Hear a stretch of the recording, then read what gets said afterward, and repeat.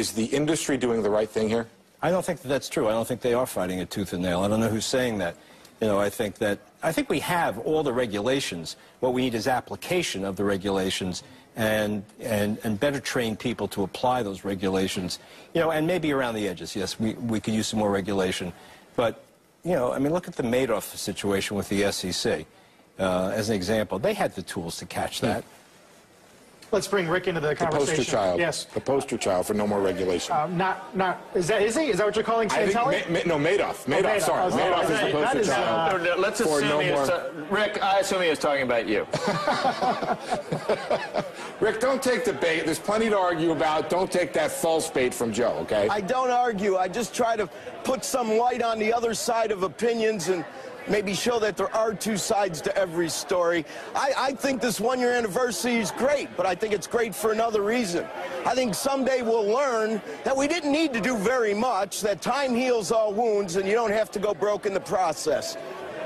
We just had a guy here from the street who you had. Dramatically disagrees with you, Rick. Good, who cares? The whole government probably disagrees, the Treasury disagrees, but we can't audit them. I still don't know the breadth, size, and dollar amounts of toxic derivatives. Sham, irresponsible, it's horrible. So I mean, where have we come? It would have been okay. We fixed all the banks and people still can't get loans. Okay, I'm done. Now you can give me all the propaganda. No, not propaganda, Rick. It's you're saying it's okay that no banks would trade with each other. What we just had somebody say here. You know what? I don't think they were worth saving, Joe and Steve. What did we save? What do we know today, Steve? How much the city, who has $301 billion of guarantees, how many toxic derivatives do they have, buddy? I don't know the answer to that. We know that there's some hundreds of. Geithner. We know there's several hundreds of billions that are guaranteed by the government, and the thinking was that if Citigroup went down, the entire financial system would have. Just like if Lehman went down, the sun didn't come up. Guess what? It's come up 366 days in a row. 66. Interesting number.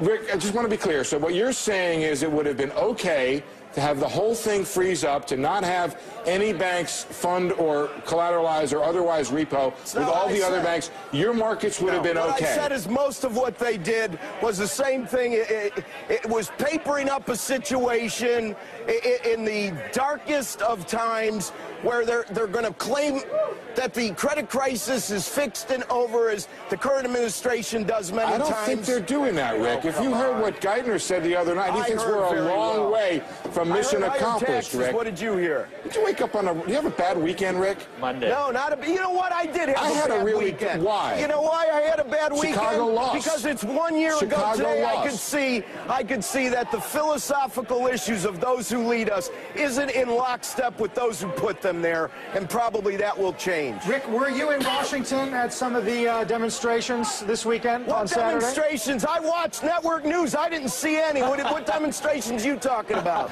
The one in Minneapolis where they had 1,400 people. That's the one that was that one. I heard there was 300 protesters outside, too. I didn't see them on the news. Did you? So I guess you weren't there. Okay, Steve. Rick, it's good seeing you as always. You're a pleasure to chat with. Yes, yes. I liked it.